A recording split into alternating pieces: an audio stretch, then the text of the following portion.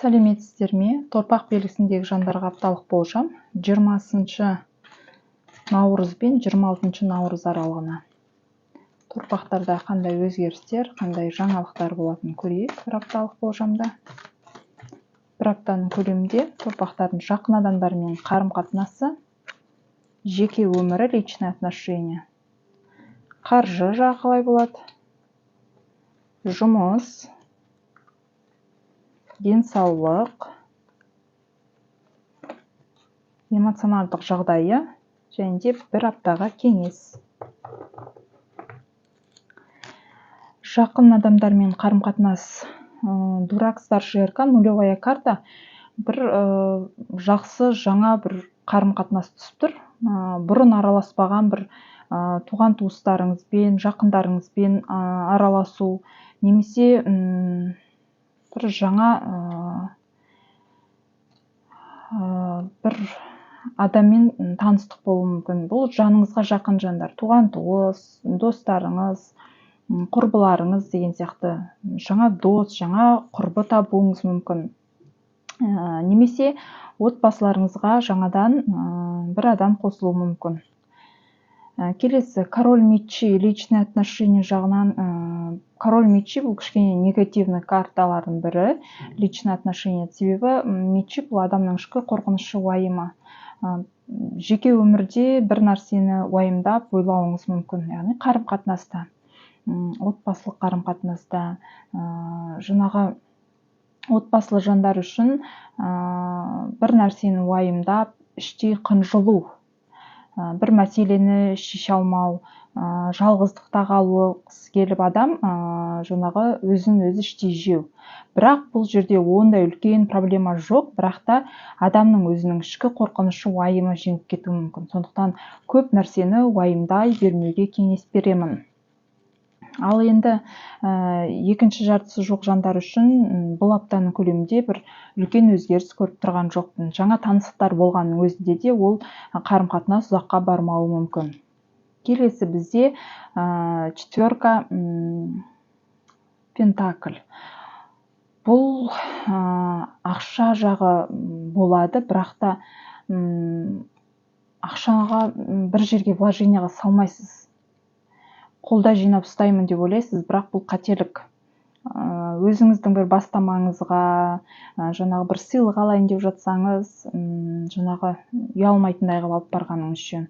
Әрбір нәрсеге вложение салу керек, бірақ сіз ақшаңызды үнемдегіңіз келіп, қалтаңызға басып отырғаннан сізге пайда жоқ. Бұл четверка пентакль жаңағы іске болсын, бизнеске болсын, жұмысқа болсын, депозитке болсын, бір жерге салған жөн ақшаны. Қалтаға басып отырғаннан біреуге сыйлық алғыңыз келсе де, мысалы осы мереке қарсаңында ұялмайтындай сыйлық апарғаныңыз жөн.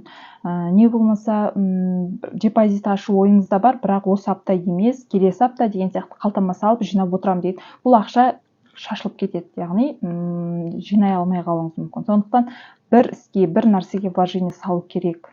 Бір ақшаны қызғанып, үнемдеймін деп ойлап, қателік жіберіп алмауға кеңес беремін. Келесі бізде жұмыс, пятерка жезл. Пятерка жезл бұл көп жағдайда күресу. Жаңағы астасып тұрған энергия мен күшті жұмысыңызға дұрыс жұмсай алмау. Бір бос нәрсеге, бос іске уақытыңызды, күшіңізді жұмсауыңыз мүмкін. Сондықтан қандай жұмыс жасап жатқаныңызды нақтылап алғаныңыз жөн. Ол сізге қажет пе? Нақтырақ, мысалы бір бизнес бастайын деп жатсаңыз, бір онлайн курс оқиын деп жатқанның өзінде де бұл сізге нақты қажет пе? Ақшасына қызыға оқуыңыз мүмкін да, ертеңгі ол ары қарай сіз алып кете аласыз ба, жасай аласыз ба? Главное, жаңағы ниетіңіз бар ма ол жұмысты жасауға? Ақшасына қызықпаңыз. Ішіңізде, өзіңізде қолыңыздан келе ма, ниетіңіз бар ма? Соны нақтылағаныңыз жөн. Себебі өзіңізде ниет жоқ, ақша керек, жасау керек деген сияқты ниетпен бастасаңыз, ол алдағы уақытта жүрмеуі мүмкін. Сондықтан болашақта еш пайда алып келмеуі мүмкін. Сондықтан бір адамдармен жарысып, ол оқып жатыр екен, мен де оқып алайын деген сияқты күш жігеріңізді күресумен жоғалтпаңыз. Жаңағы адамдармен бірлесіп жұмыс жасауыңыз мүмкін бір аптаның көлемінде, бірақ та борьба, жаңағы күресудің қажеті жоқ, жарысудың, күресудің қажеті жоқ. Келесі шестерка чаш. Шестерка чаш бұл денсаулыққа түсіп тұр. Өте керемет карталардың бірі. Отбасыңызға көбірек мән бересіз. Енді өзіңіздің денсаулық жақтарыңыздан ешқандай сыр көріп тұрған жоқпын, бірақ сіңіліңіз, өзіңізден кіші ініңіз, немесе бала шағаларыңыздың денсаулығына мән бересіздер бұл уақытта. Яғни сол кісілердің денсаулығына мән беріп, дәрі-дәрмектерін алып, витаминдерін алып, сол балаларыңыздың, өзіңізден кіші жақындарыңыздың денсаулығына алаңдауыңыз мүмкін. Королева Пентакль, эмоциональное состояние, ақшаға байланысты бір мәселе шешіледі. Және де бұл енді кішігірім аз ақша емес, қомақты қаржы десем де болады.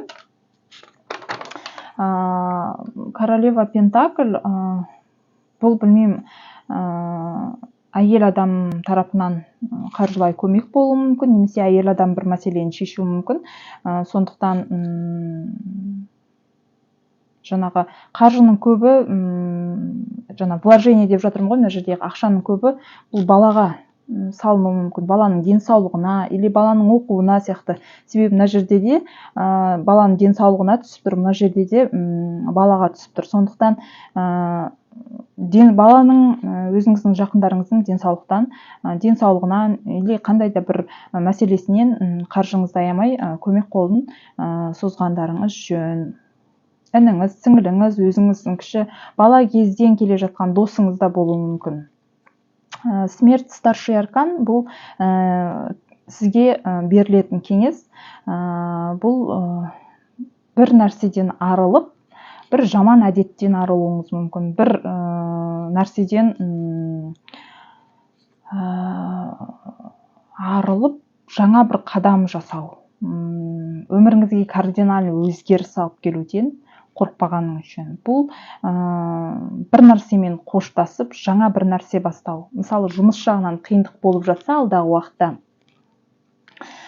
жұмыстан шығып қалатындай, немесе қазіргі таңда жұмыстан қиындық болып жатса, бұл қиындық болу керек. Яғни ол солай болу керек.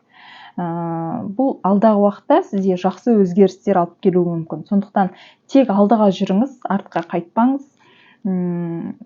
Смерть, старший арканмен аяқталып тұр. Бұл өте бір позитивный, күштік, керемет карталардың бірі. Өміріңізде кардинальный өзгерістер болып жатса, қорқудың қажеті жоқ. Бұл сізді тек жақсы жаққа қарай итермелейтін болады. Тек алдыға жүруге карта кеңес береді. Осымен бір апталық болжамдарыңыз аяқталды. Келесі аптада аман-есен жүздескенше. Келесі бізде егіздер белгісіндегі жандарға апталық болжам. 20 наурыз бен 26 наурыз аралығында егіздерде қандай өзгерістер, қандай жаңалықтар болатынын көрейік, қанекей. Бір аптаның көлемінде егіздердің жақындарымен қарым-қатынасы, жеке өмірі,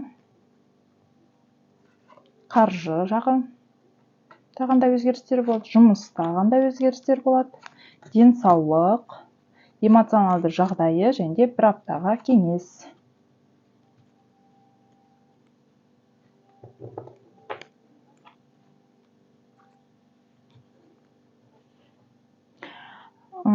Жақын адамдарыңызбен қарым-қатынасқа егіздер бір аптаның көлемінде жаңа адам қосылуы мүмкін, жақындарыңызға жаңа құрбы, дос-жаран табуыңыз мүмкін, жаңа қарым-қатынас түсуі мүмкін. Яғни бұрыннан араласпай жүрген бір жақын туыстарыңызбен, жақын адамдарыңызбен қарым-қатынас жалғасуы мүмкін. Мүмкін ренжісіп жүрген бір жақын адамыңызбен татуласып, көңіліңіз орнына түсуі мүмкін. Келесі король чаш, бұл личный отношенияға түсіп тұр. Екінші жартыңызбен қарым-қатынас өте жақсы. Жаңағы отырып бір душевно сөйлесу, жақсы сөйлесе алу, жаңа бір-бірлеріңізге шынайы жан ашып, бір-бірлеріңізге шынайы көмек беру, бір-бірлеріңізді түсінісу. Осыған дейін мысалы отношенияда, қарым-қатынаста дұрыс болмай жүрсе, барлығы мәселе шешіледі, барлығы реттеледі. Ал енді екінші жартысы жоқ жандар үшін бір енді кардинально керемет өзгеріс көріп тұрған жоқпын, бірақ та сөйлесіп жүрген адамдарыңызбен қарым-қатынастың жақсаруы, бір-бірлеріңізді бұрынғыдан да жақсы түсінетін боласыздар. Келесі бізде восьмерка чаш. Восьмерка чаш бұл қаржыға түсіп тұр. Бізде қаржыда восьмерка чаш карта ухода. Яғни бұрын сізге табыс алып келіп отырған ісіңізбен қоштасуыңыз мүмкін, бизнесіңіз жабуыңыз мүмкін. Бір онлайн бизнес болса, немесе бұрыннан түсіп тұрған қаржы жабылуы мүмкін. Қоштасуыңыз мүмкін, көшіп қонуыңыз мүмкін. Мысалы, басқа жаққа көшуіңізбен байланысты бұл жұмысыңыздан айырылуыңыз мүмкін. Немесе бұрынғы бір ақша табатын өзіңіздің нақты методикаңыз болса, сол методиканы жаңартуыңыз да мүмкін. Жаңа қаржы табатын жаңа методиканың түрімен байланысты бір табыс көзі болуы мүмкін. Яғни бұрынғы методика емес, жаңа методика.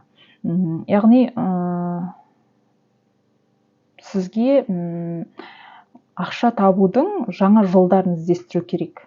Сол бұрынғы жұмысыңыз, бірақ соны жаңартып, осы жаңа заман, жаңа Қазақстан деп жатырмыз ғой, сол сияқты бір жаңа өзгерістер, ақша табатын жаңа өзгерістер енгізген жөн, қаржы табудың жолын ашып. Өйткені бұрынғы іс, бұрынғы методика бұл жарамайды. Сізге өзіңізге, күнделікті өміріңізге жеткілікті табыс алып келе алмайды. Сондықтан бір өзгерістер енгізу керек сізге. Туз мечей. Туз мечей бұл қандай да бір жұмыс жағынан жаңа өзгеріс, жаңа жұмыс болуы мүмкін. Мысалы, жұмыс іздеп жүрсеңіз, жаңа ұсыныс түсуі мүмкін. Бір жұмысқа байланысты нақты бір шешім қабылдап, бір қиын ситуациядан шығып, жаңа жол табасыз. Жаңа өзгерістер, жаңа мүмкіндік, жаңа өмір. Бұл жұмыс жағынан үлкен өзгерістер болатындығын нақтылайды. Келесі, денсаулық. Денсаулыққа аса мән бергендеріңіз жөн, себебі физический усталость, физический шаршау. Кішкене болса да демалыс керек. Бір алдыға қарай қадам жасап, уже шамаңыз жоқ, шаршауыңыз мүмкін, ауырып қалуыңыз мүмкін, дұрыс тамақтанбай, денсаулыққа аса мән бермегендіктен. Сондықтан өзі кішкене негативный карта, уайымдап қалуыңыз мүмкін денсаулық жағыңызды. Сондықтан денсаулыққа аса мән беріңіз, жылы жүріңіз, уақытылы тамақтаныңыз. Әйтпесе денсаулық жағынан мәселелер туындауы мүмкін. Рыцарь мечей бұл эмоционалды жағдайыңыз. Эмоционалды жағдайда бір тез арада бір өзгерістер орын алуы мүмкін. Себебі рыцарь мечей бұл бұрыннан жүрмей тұрған іс, бір болмайды-ау деп тастайын деп жүрген нәрсеңіз, немесе бір кардинальный өзгеріс болып, бір қуанасыз қатты. Себебі бір алдыға ұмтылыс бар, алдыға жүретін бір өзгеріс болады.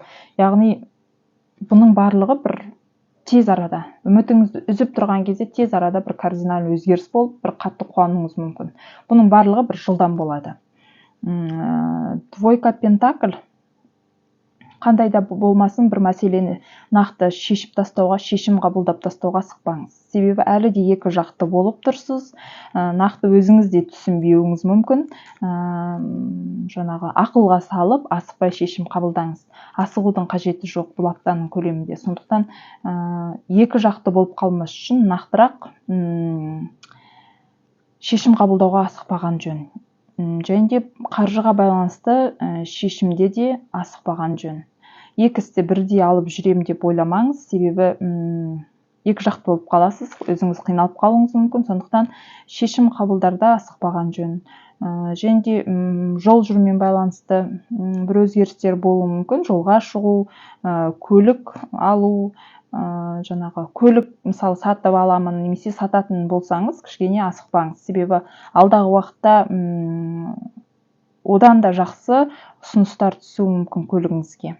Жаңағы қазіргі беріп тұрған суммадан да көбірек болуы мүмкін. Немесе сатып алатын көлігіңіз, бір көлік ұнатып тұрсаңыз, болды мен осы көлікті аламын десеңіз, алдағы уақытта ол көлікті алғаннан кейін одан да жақсы көлік шығып қалуы мүмкін. Сондықтан өзіңіз асығыс шешім қабылдамаңыз, бірақ көлікке байланысты нақты шешімдер бір тез шешіледі.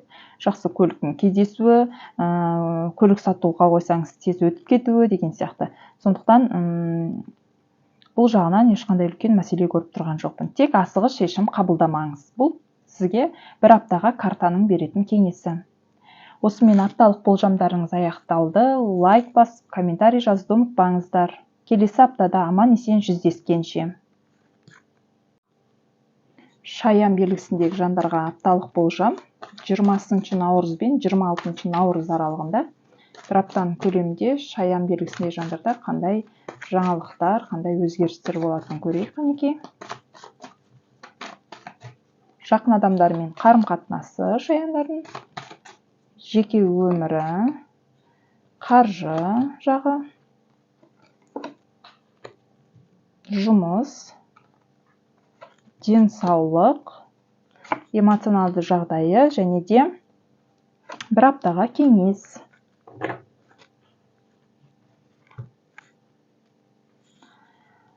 Туз пентакли, жақындарыңызбен қаржыға байланысты бір үлкен мәселені шешесіздер. Арада бір үлкен мәселе болса, бір мәселені ақылдасып бірлесіп шешу. Жақындарыңыздың тарапынан ақшалай сыйлықтар алуыңыз мүмкін, ақшалай көмек берілуі мүмкін, ақшамен байланысты бір мәселелерді шешетін боласыздар. Немесе ақша алып келетін бір жаңа ұсыныстар жасауы мүмкін сіздерге. Императрица, старший аркан, жеке өмірде, личный отношениеде өте жақсы өзгерістер болады, махаббатқа толы, өте жақсы қарым-қатынас. Кейбір шаяндарым жаңағы отбасын құрып, сәбимен байланысты, жаңағы көтеру, босанумен байланысты бір аптаның көлемінде өзгерістер орын алады. Келесі, семерка мечи. Қаржы, ақшаға байланысты бір мәселелерде өте абай болуға кеңес беремін, себебі бұл жерде жауапкершілік өте көп алғандарыңыз жөн ақшаға байланысты. Себебі алданып қалу, алдап кету дегендер өте көп. Жаңа ақшаға байланысты бір мәселелерді біреуге сеніп тапсырсаңыз, жаңағы өзінің қулығының арқасында сізді алдап кетуі мүмкін. Не болмаса, бұл өзіңіз болуыңыз мүмкін. Ақшаға байланысты біреуді алдап кетуіңіз мүмкін. Кішкене хитростьті іске қосатын сәт. Енді бір істен, бір жұмыстан, бір көп нәрсені алып кеткіңіз келсе, ақшалай кішкене ақылды болып, бір қадам алдыға жүруге кеңес беремін. Ал енді ол жағынан өзім ақша жағынан ондай хитростьті ұнатпаймын. Мен хитрый адам емеспін десеңіз, аузыңыз ашылып, наоборот, өзіңіз алданып қалуыңыз мүмкін. Сондықтан ол жағынан өте абай болғандарыңыз жөн. Ақшаға байланысты мәселені сеніп ешкімге тапсырмаңыз. Себебі алданып, ақшаның жарты мөлшерін алдым деп ойлап, ең аз мөлшерін сіз алып қалуыңыз мүмкін. Келесі бізде 4 жезл. Өте бір керемет карталардың бірі. Өте положительный карта, стабильность, жаңағы жұмыс жағынан жақсы өзгерістер болады.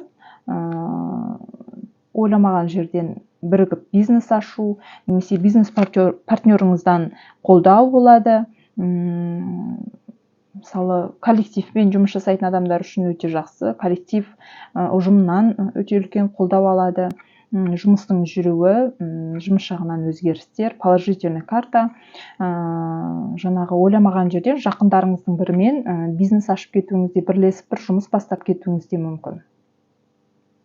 Келесі, дурак, старший аркан, нулевая карта. Денсаулық жағы өте жақсы, бірақ менің денсаулығым жақсы екен деп жеңіл жүріп, дұрыс ұйықтамай, дұрыс тамақтанбасаңыз, әрине нулевая карта бұл. Ойланбай бір денсаулыққа байланысты шешім қабылдай салып, жеңіл шешім қабылдай салып, жаңағы өз денсаулығыңызды өзіңіз құртуыңыз мүмкін. Мысалы, жеңіл жүріп, суық тигізіп алып, немесе дұрыс тамақтанбай, жаңағы денсаулығыңызға өзіңіз зиян келтіруіңіз мүмкін. Влюбленный, старший аркан, эмоциональное состояние. Екінші жартыңызбен қарым-қатынас жақсы, сол жағы сізді қуантуы мүмкін. Махаббатқа толы апта, жақындарыңызбен, екінші жартыңызбен не болмаса бір жаңа адаммен кездесу, жаңа қарым-қатынас, сол сіздің эмоционалдық жағдайыңызды көтертіп қуантуы мүмкін. Келесі бізде 8 пентакль. Бұл сізге бір аптаға берілетін кеңес, өз жұмысыңызды сабырмен жасағаныңыз жөн. Қандай да бір жұмыс бірден болмайды, сондықтан жұмысым жақсы жүріп жатыр, бірақ қаржы жоқ деп, олай нәтиже жоқ деп, олай артқа кетуге болмайды. Шаг за шагом барлық өзіңіздің мақсаттарыңызға қол жеткізесіз. Тек бұл апта кішкене сабыр сақтап, сабырлы болуға кеңес береді. Осымен апталық болжамдарыңыз аяқталды. Лайк басып, комментарий жазуды ұмытпаңыздар. Келесі аптада аман есен жүздескенше. Арыстан белгісіндегі жандарға апталық болжам 20 наурыз бен 26 наурыз аралығында Арыстан белгісіндегі жандарда қандай жаңалықтар, қандай өзгерістер болады екен бір аптаның көлемінде. Жақын адамдармен қарым-қатынас арыстандардың бір аптаның көлемінде. Жеке өмірі, яғни личное отношение, қаржы, жұмыс жағында, денсаулығы қалай болады екен, эмоционалды жағдайы және бір аптаға кеңес.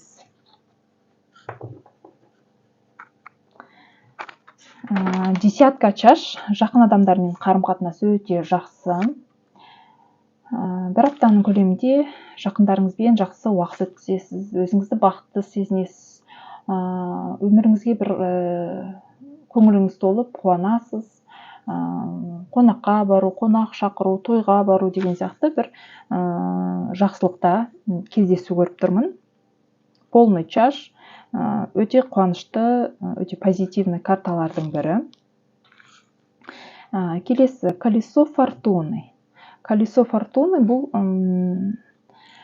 жеке өміріңізде бір жолыңыз болады, личный отношение. Ойламаған жерден кейбір басы бос арыстандар екінші жартысын кездестіру, күтпеген жерден бір жақсы адаммен танысу деген сияқты бір өзгерістер болады. Яғни жолыңыздың болатын уақыты. Барлық жағынан, жеке өміріңізден екінші жартыңыз жағынан қолдау болады. Бір мәселені шешу жағынан, бір нәрсені ақылдасу жағынан, яғни сізді қолдайтын болады. Өте позитивный карта, тем более старший аркан. Келесі император, старший аркан. Қаржыға байланысты мәселеде нақты четкий планмен жүруге кеңес беремін. Және де біреудің көңіліне қарап, ақшаға байланысты мәселені, шешімді өзгертуге тырыспаңыз. мына адам мені жек көріп қалады, ертең ұнатпай қалады, мені сыйламай қалады деген сияқты өз шешіміңізді өзгертудің қажеті жоқ. Дұрыс деп қандай шешімді қалайсыз, сол шешімді қабылдауға кеңес беремін. Қаржыға байланысты мәселеде четкий планмен жүру керек. Себебі ақша болады, бірақ өзіңіз план құрмай жұмсап тастасаңыз, ақшадан кішкене қиналып қалуыңыз мүмкін. Сондықтан ақшаға келген кезде кішкене қаттырақ болыңыз. Ақшаны оңды-солды шашатын уақыт емес қазір сізде. Келесі, десятка жезл, бұл жұмыс жағынан түсіп тұр. Так, жұмысыңыз өзіңізге бір ауыршылық сезімін алып келуі мүмкін. Барлығы қиын. Әрі қарай алып жүру, немесе тоқтату өзіңізге түсініксіз болып тұр. Барлығы қиындай түседі ары қарайда. Асықпай жүруі мүмкін, асықпай қозғалуыңыз мүмкін. Себебі алдыға қарай бизнесіңіздің, жұмысыңыздың жүруі қиындау. Не алдыға қарай жұмысты алып жүретініңізді, не артқа тастап кететініңізді түсінбейсіз. Бұл өзі бір аптаның көлемінде солай болады. Немесе жаңағы физически ауыр жұмыстар жасауыңыз мүмкін бір аптаның көлемінде. Сондықтан сабырмен шыдауға кеңес беремін. Ал енді жаңа жұмысқа орналасатын кейбір арыстандар үшін әлі де асықпағаның үшін, себебі жақын арада жұмыс таба алмайсыз. Жұмыстан шығып, жаңа жұмысқа орналасамын деп, барлығы тез болады десеңіз, қателесесіз. Кішкене ойланыңыз, асықпаңыз әлі де. Сонысы старший аркан денсаулыққа түсіп тұр. Денсаулық жағы өте жақсы, иммунитет көтеріліп, денсаулықтың жақсаратын уақыты. Кейбір нәзік жандылар үшін сәби көтеру, босанумен байланысты бір жақсы өзгерістер болады. Туз жезл, жаңа бір өзгеріс болады өміріңізде. Жаңа бір өмір, новая жизнь. Туз жезл бұл бір мәселенің шешілуі, бұл жаңа өзгеріс. Бұл болып жатқан жаңа өзгеріске не қуанарыңызды, не ренжитініңізді өзіңіз түсінбеуіңіз мүмкін. Сондықтан кардинальный өзгерістен қорықпаған жөн. Жаңағы бұл бәрібір болатын нәрсе да, ұстап қалып, өзгертпеуге тырысамын деп әуре болмаңыз. Королева жезл, барлық мәселені асықпай шешуге тырысыңыз, ақылға салыңыз, анаңызбен, кейбір ер адамдар үшін әйелімен, әпкелермен, жақын адамдармен ақылдас. Басшылықпен, мысалы бастығыңыз әйел адам болса, ақылдасыңыз. Себебі сол кісінің кеңесі сізге дұрыс болады. Осымен апталық болжамдарыңыз аяқталды. Келесі аптада аман есен жүздескенше.